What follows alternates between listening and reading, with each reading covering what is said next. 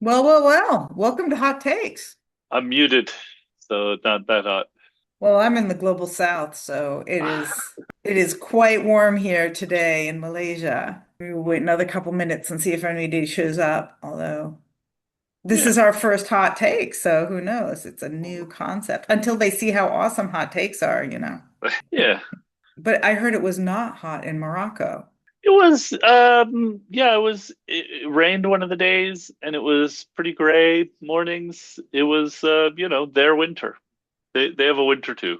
Uh, the venue was maybe 10 kilometers from the coast. So, it's still Atlantic, Atlantic weather. It was nice. It was at a really interesting campus called the University Muhammad VI Polytechnic, which was very new. I think the campus is only 10 or 20 years old, and the building we were in was one of the newest buildings. The road leading to it was new. It was like they're still building out this giant polytechnic, and yeah, it really felt like I would say like a proud venue. Like Morocco's proud of this university. This university is proud of this building. MOSIP is yeah, got a nice seat at the party. And yeah, I think it was generally that infused the tone a little bit of the conference. It was very much a conference about MOSIP being ready for prime time, uh, happening, having momentum. There was something very reassuring about all of it. It was very like, okay, we've hit our stride. This is our third one. This is going to be every year. The the rollouts will continue until morale improves. Yeah, it was very. I don't want to say like triumphal, but it was just very optimistic and proud. It's good. That's good. Sorry, that That is wasn't. good. You didn't even ask a That was a question. I good just intro. launched. No, that was I good. just Well, it was good. Not if somebody joined 5 minutes late, wouldn't have missed anything. Starting to roll, given that we're now at 5 minutes. So I'll do like a formal introduction and then maybe you'll talk. And I'm yeah. sure Marcus didn't end up going to the MOSIP Connect conference due to some um planning Stuff. snafus that happened. But Juan, also known as Bumblefudge, was at the MOSIP Connect conference, and we have decided at DIF to do these more informative Q&A, interactive sessions, and this is our first one, so it'll be quasi-interactive, depending on who else shows up. Could be a podcast. Could be a podcast. We will put it on our YouTube channel. Just because there's so many events now happening in identity, and identity is hot, and it doesn't seem like people are having any trouble onboarding to Diff. They haven't been asking questions at our Q&A about office hours. So it just will help people keep up on trends in a more video type way, podcasty type way, and it'll be fun for me too, because due to my newness in the industry, I carry with me a certain amount of ignorance, which shall hopefully be repaired with our hot takes. And so, with no further ado, let's have Bumblefudge tell us about MOSIP Connect, where he went to last week. Yeah. So MOSIP is an interesting organization. It's run out of a university in Bengaluru. I forget the name off the top of my head, but it's a sort of an open core project that tries to open source enough of the core tooling that vendors could bundle it up, put a little secret sauce on top, and have a defensible niche to hold a huge government contract. And that's a really it's been a pretty successful formula so far for the countries that have put out RFPs and the vendors that have got put together a credible proposal using MOSIP under the hood.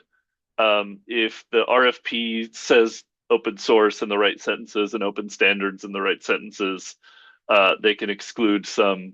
They can render ineligible some of the incumbents in this sector, which tend to be pretty patented, tend to be ISO companies, shall we say, or patent fully patented solutions. So in if you're wondering why there is a whole conference for one open source way of doing government identity, it's because a lot of the older conferences, the pre-existing conferences, have a bit of a cozy relationship with the incumbents. They're not as emphatically open source, open standards, and they're I don't know, they're being disrupted by a project like MOSIP. And MOSIP's um, open core philosophy, the open source rhetoric of it, is very um, aligned with the Linux Foundation. They talk about, even in some conversations, in some of the unconference sessions, high up technical people in MOSIP were talking about, oh, we were thinking about donating this or how this could be governed in something like a Linux Foundation org, or whether we need a new one or if existing ones are a better fit. So it's very adjacent to our space, even though MOSIP is not itself a Linux Foundation org. They're almost like moving too quickly to donate themselves to the Linux Foundation. Like if they're at some point in their life cycle, they'll probably slow down and be more about maintenance than new features, and then they'll probably donate huge chunks of the core stuff to somewhere in Linux Foundation. So it's a really good example of open source ecosystem building. It does seem to have a healthy balance of, one of the hardest parts of the formula to get right is like how much secret sauce. You don't want the vendors to be too interchangeable, or else they never build companies. uh, it's the classic public-private structuring problem, and it seems to be going well. I mean, this is their third one. A lot of the stage time during the regular conference, it's 2 days regular conference, 1 day unconference. If you simplify a lot, there's a few unconferencing things in the first 2 days and a little bit of official programming in the third day. But essentially, it was two-thirds pre-programmed, one-third community. And the pre-programmed stuff had a lot of lesson learned from countries, from ministries, like IT ministries or digitization ministries of companies that already rolled out MOSA-based stuff, and they're on year three. Companies or countries? Countries, Countries. both. Okay. The main stage was more countries, and the side stage was more companies, which sounds like a good, you know, programming principle. And yeah, the countries, the ministers and sort of coordinators, because this is such a huge thing.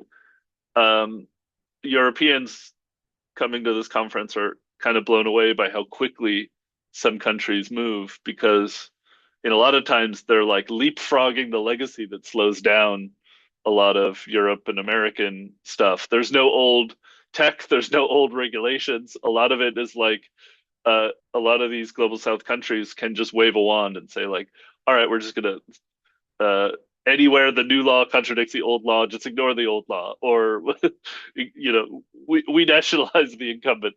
There was a lot of talk about how things you can do to move faster, which is a fun part of a global south oriented tech stack, and there was a lot of content about the basically non-technical and even non-legal problem, just like the organizational human problems of moving this quickly as a government. Um, that was maybe for me the most interesting thread through a lot of the main stage content. Can you say a little Yeah, bit more about this? Because there's something about that which is the problem, the quick rollouts that are happening in these global majority countries. I think a lot of it is about access. So if you're in Europe, you don't have a lack of access to digital identity. You probably have too much digital right. identity imposed on you by the data brokers and whatever it is Yeah. of the world, the large corporations. So you don't have access problems. So yeah, so say a little bit more about like the reasons why people are so or governments are so interested in quick deployment because of this gap that doesn't exist maybe in some of the global minority countries like ours. Yeah, I think in some of the I mean one of the most interesting unconference sessions I attended was actually about um, a corner case that no one even thinks about, like people that have no paper documentation to bring in to digitize, like absolute greenfield, like people who like how do you assign some sort of meaningful documentation to people from zero? uh, this was a case study in pastoral populations was the term. So that's maybe the most extreme form. I think in a lot of cases, a lot of these governments are really savvy about vendor lock-in, and they see the problem less as, their definition of success isn't everyone has a can do things that can do government things on their mobile phone by the end of the grant period. For them, their definition of success is like the people's doing things, our citizens doing government things, can be like doing it digital is faster and better, and uh, there's not a monopoly between us and continuing to do it. That last part was really interesting to me. It's like um, there was a very, I mean, maybe because this is something of an anti-conference. This is sort of like the anti-Edemia conference, right? There was one grumpy person from Edemia there who looked like they were taking notes and didn't speak much. And I think this conference is sort of um, the the public option, like everyone who wants to not have incumbents in the loop, sort of extracting a permanent tax on their digitization. Um, and I think a lot of it comes down to definitions of success. I think they set up they say a lot of the rhetoric, a lot of the sort of success narrative here is like we wanted our our coalition of buyers and sellers and open source facilitators presented to government processes, to decision makers, this alternate framing, which wasn't how fast can you digitize or like what new things can government do. It was more like what um like how smoothly can it be rolled out, uh how simple can you make things. And um I think implicit in that there's like a little asterisk on simple, and part of simple is like it runs on normal phones. It doesn't require fancy new phones. It doesn't lock people into expensive infrastructure. So it's sort of like the cheapness of the infrastructure was something euphemistically talked about a lot, because you can't just get on stage and say, "Hey, this is cheaper, and it's better for you long term to use the cheaper thing you can run yourself than the expensive thing you're in a SLA contract with an international consortium to maintain." But that was a big part of it. It was sort of like this is a VC infrastructure stack that is commodity essentially, and these vendors understand the nuances of your use case, use them, don't get upsold to the patented thing. um But I mean, that's why the internet runs on Apache. I mean, yeah, right? yeah, Right? It's because why would you do all that fancy stuff if you can yeah, keep control for yourself? yeah. I think it was very encouraging to me to see people talking relatively openly in those terms. um and a lot of and a lot of the content was uh, community day as well as main stage was about the nuances of different political, economic, and cultural contexts. It was, because each of the countries rolling this stuff out has totally different priorities and different trading partners, and some are more worried about how interoperable they are with their neighbors, and some are more worried about how interoperable they are with their, shall we say, historical trading partners that showed up on boats.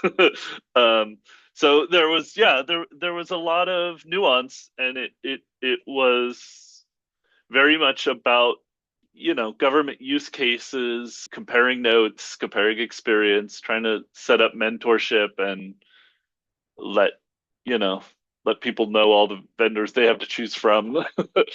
Very pragmatic community conference. Does that translate also into local vendors?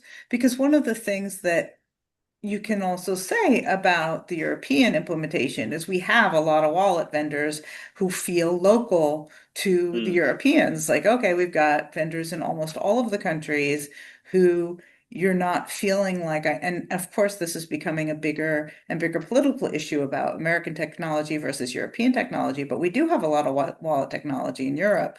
And so um, yeah, some of that simplicity is also how much was there an emphasis on we build this ourselves in our country with our local vendors because these are government projects, right? So how much of that was Yeah, yeah, that's a big one. And there seemed to be this tension between the I want my vendor to have relevant experience. I want to hire the guy who made the thing that worked well in India, versus how much even in these bigger contracts, a lot of times the RFP will even say like you need to hire this many people in the country or outsource this much of it to companies that are already here.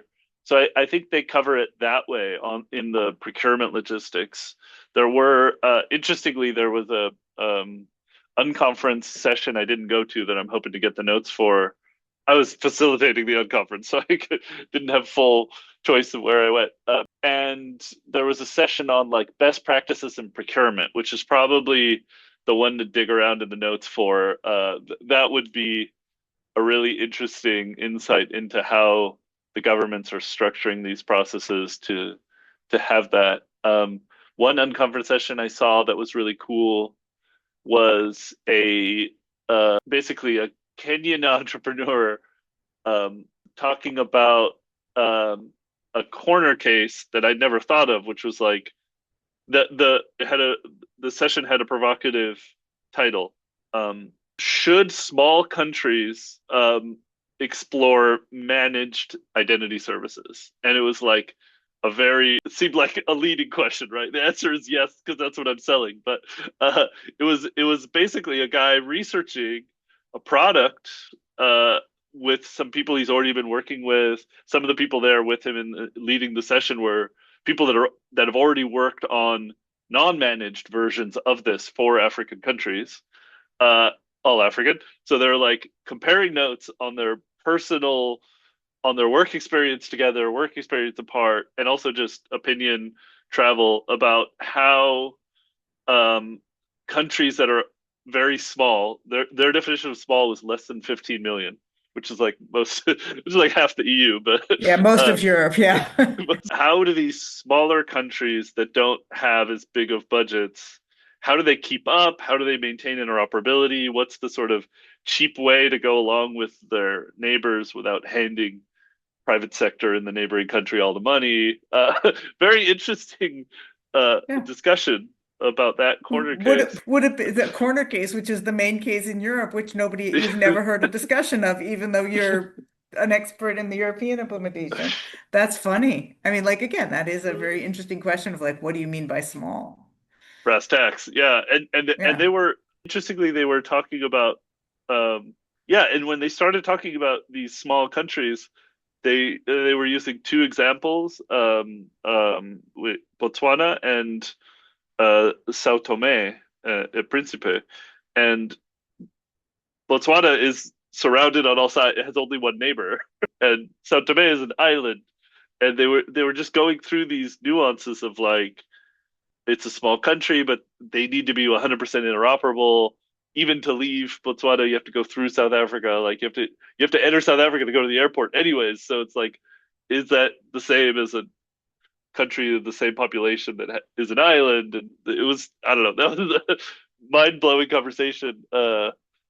Yeah, to witness. Marcus, do you have questions, comments, anything you want to say here? I could ask more questions, but I'm going to see if Marcus has anything he wants to ask. How was your panel? Our panel, Oh, I had to replace Marcus. The panel was really interesting when MOSIP sent an architect who had already worked with multiple clients. Oh, sorry. For context, the original panel idea was comparing credential formats, right? Which, most of MOSIP's main stage and unconference was way above the technical level of choosing credential formats or credential stacks or verification logistic. All of that is like layers lower than almost all the content. So this was sort of the nerd panel off to the side about um, the implications of there being technically very different credential options uh, available to governments for different use cases. And um, so the final panel ended up being Elizabeth from OIDC moderating and asking the questions. I think she was originally invited to be a panelist and just played better than I did the I'd rather moderate card. I also would have rather moderated, but I ended up a panelist. Um, Christina Yasuda from Splind, who's I guess most famous for lobbying hard for SD-JWT, which is one of the four credential formats pertinent to this conversation. And oh, dang it, I forgot his name. Vishwa, Vishwa from MOSIP, who was had already had this conversation, had been having this conversation for years, and apparently MOSIP started with a pure W3C stack, like DIDs for end users, DIDs for issuers, linked data VCs, classic open standard public option, and got pulled by customers in a direction of like, well, we want to be interoperable with this vendor market, whatever. They're using SD-JWTs. Can we just use SD-JWTs? And they ended up after V1 adding the SD-JWT variant and the OIDC stuff on the DID side. And so Vishwa's take was that there are use cases where he was like, yeah, educational credentials. All of our customers are still using the original stuff. Like verifiable credentials are just there's just enough momentum worldwide that everyone uses like data VCs, RDF on the educational stuff. That's cool. We're never going to take it out. It's maintained. It's a code. It's an important code path, no matter what else happens. Um, and people talk about MDocs, people talk about the OIDC version of VCs, and the MDocs thing didn't seem to have too much traction, even in the use cases where they've been dominant in America and Europe. The MDocs thing was not something MOSIP's customers and markets are clamoring for. That was sort of interesting. The OIDC thing, yeah, OIDC versus classic VCs got discussed a little. I got in a good jab about certification processes. Someone said, "Hey, our certification process is good," and I said, "Well, self-serve conformance and just having well-published test suites so that people can freely do CI/CD as they're building is a little more democratic. A certification program kind of is hostile to small companies and challengers, and I think that the crowd went wild. The crowd was like, "Yeah, we don't like certification programs." Um, Maybe because of the economics of MOSIP, that was an easy point to score. Yeah, that panel was that's how that panel went. There may be video of it on YouTube. I'm not sure what they're publishing and what they're keeping members only. It was a little unclear for me in the meetings about programming what stuff will be on YouTube. We'll publish it on diff channels if if it comes up, because I do think it was, even though it's sort of a small talk topic, I do think it was still productive, and I do think it would be good on Diff's YouTube channel if we can repost it someday. cool. Yeah, we'll see what comes out there. I'm sure like most of will be happy for us to repost anything. Anything else you wanted to ask, Marcus? I have like one more question. If we don't have too much, we'll wrap early. But yeah, Marcus, anything else? No, no. Well, maybe about DIDs and how much you said in the early versions they were using a lot of DIDs. Was that a topic, and which DID methods, right? These kinds of questions. I didn't come up much on the panel or outside the panel or on the unconference. Vishwa mentioned that they were using just did web issuers and did key wallets in the original version. I'm not sure if they ever built out, more proper dids for either party in later versions before or in addition to the OIDC stuff. I think it's, you know, it's a market problem, right?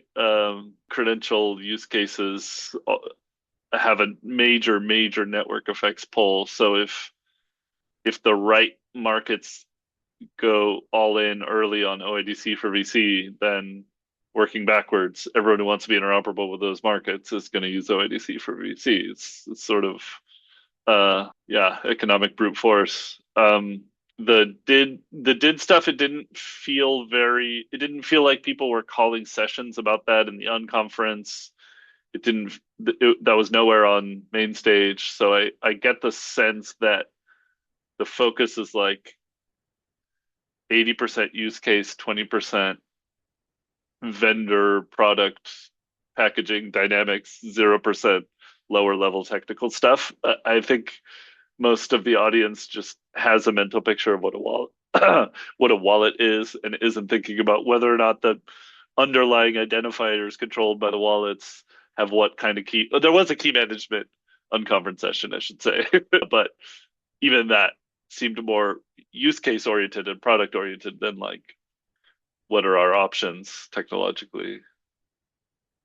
Anything else to wrap up that I haven't asked that we should cover? Um, no, I mean, I would say I should thank the MOSIP uh, organization for putting on a great conference. I think I'd sort of been hearing about it secondhand and seeing it firsthand, meeting the people, talking to technical people, product people. It really struck me as a professional, goal-oriented, well-run organization that's bringing VCs to a big chunk of Earth's population. Like I think yeah, I'm glad I went. I'm proud of them. It's a very interesting org and it's a very interesting model for just government procurement sector stuff generally. I was excited by it. I hope I can find uh, comparable conferences for other markets. Cool. uh, Awesome. So yeah, so I think it was great, and we'll be able to put this up on our YouTube, and I think of interest to a lot of people. And yeah, next month we're gonna be in Africa again with the what is it called? The DID Unconference Africa. Eric Scouten will be joining us, and Gideon from the Special Interest Group from Africa, who's putting on the conference, and we're sponsoring that conference. So that'll be an exciting upcoming hot take. We haven't picked a date yet, but hopefully those guys will pick a date, and we'll have another hot date coming up next month. cool. All right. Thanks, Thanks so everybody. much. Thanks all. Thanks all.